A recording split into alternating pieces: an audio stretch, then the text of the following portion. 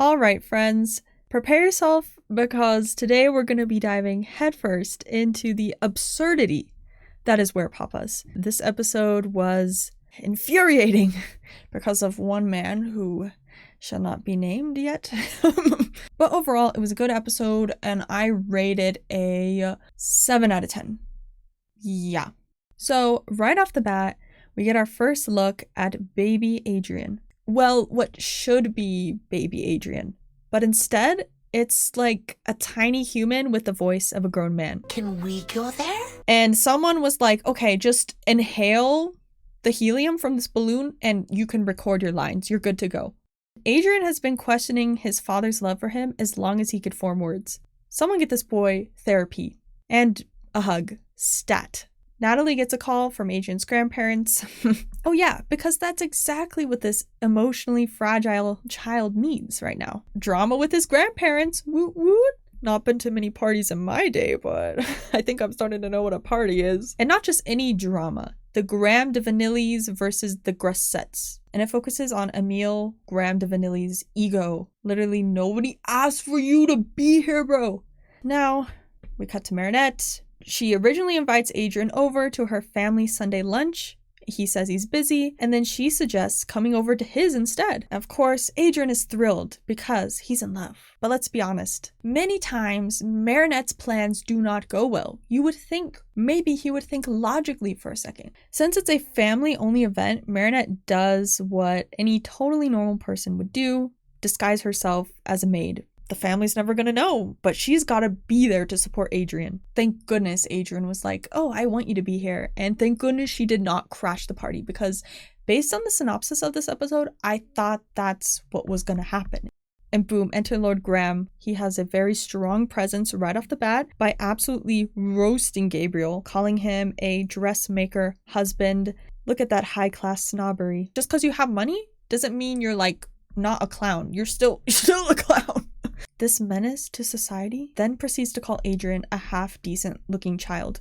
Excuse me? Who are you to talk? And I don't even know what he's talking about because Adrian looks a lot like Emily. Like, I don't even think he has any more of Gabriel's features. The animator said, we don't want Gabriel in his face. Get rid of that. And just when we think it can't get more awkward, boom, Adrian's paternal grandparents show up, the Grossettes, and unlike the Graham de Vanillis, who are, by the way, Emily's parents, these two are absolute sweethearts. They may be a little silly, but in a completely lovable way. Then Johnny Grossette whips out some ballotines. They're like some fancy French poultry dish. And Plague, being the cheese goblin that he is, smells it and is immediately like, I must risk my existence and risk Adrian's secret identity for this cheese.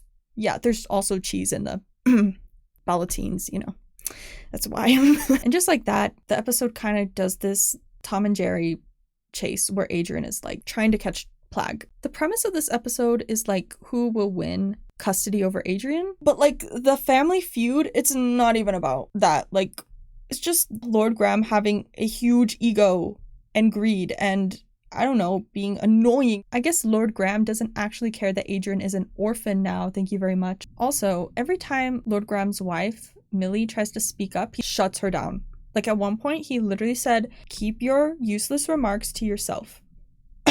It takes dedication to be the worst. He also demands Adrian to give him his rings, and the family argues about it. They fall into Millie's hand. She runs away with the rings, and naturally, after one too many verbal beatdowns, Millie gets akumatized into ringmaster, and suddenly she's turning the men into wolves. And she also proceeds by trapping Adrian inside a trophy. And meanwhile, Marinette, aka I Never Catch a Break, Du Pencheng, sees the chaos and is like, oh, yep, I gotta fix everyone's problems again. She transforms, she saves the day by tying everyone together with her Lucky Charm generated scarf. She takes back Adrian's life support rings.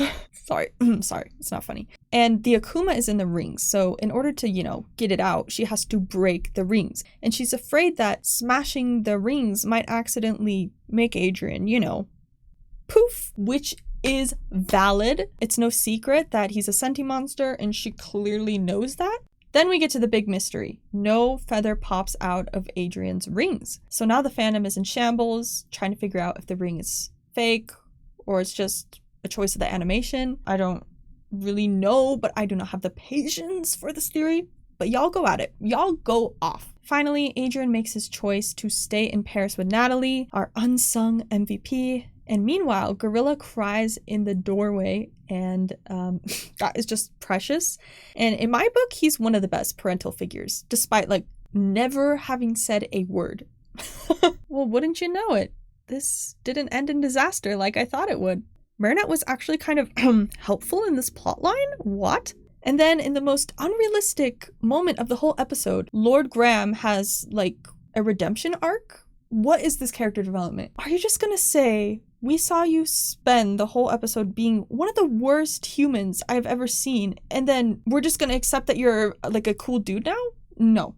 You eating french fries in the end card is also not gonna change my mind. And to wrap it all up, we get the end scene with young Adrian, who, fun fact, has apparently been wearing the same outfit for 15 years. Someone please get this child a stylist. Meanwhile, Adrian sees Gabriel return from his trip with Natalie, and Gabe's Babes actually gives him one of the worst cold shoulder moments ever. Like, write that down in the books. But Natalie is an actual parental figure. And following this, here's the scene that breaks every Miraculous's heart. Emily is now confined to a wheelchair because of her worsened condition, and she watches from the second floor. Not to brush over that sad moment or anything, but we see that Gabriel and Adrian have already prepared for Emily's funeral, apparently, because they hung up a portrait without her, unbeknownst to her, in her own house. I actually can't. And that, friends, was Werepapas. A roller coaster of Lord Graham's roasted ego, his fake character development, a family feud, and yet it's all just another day in the life of Adrian Agreste. Well, I hope you guys enjoyed the video. That's all for today. Let me know what you thought of Werepapas in the comments. Okay, till next time, Lazy out.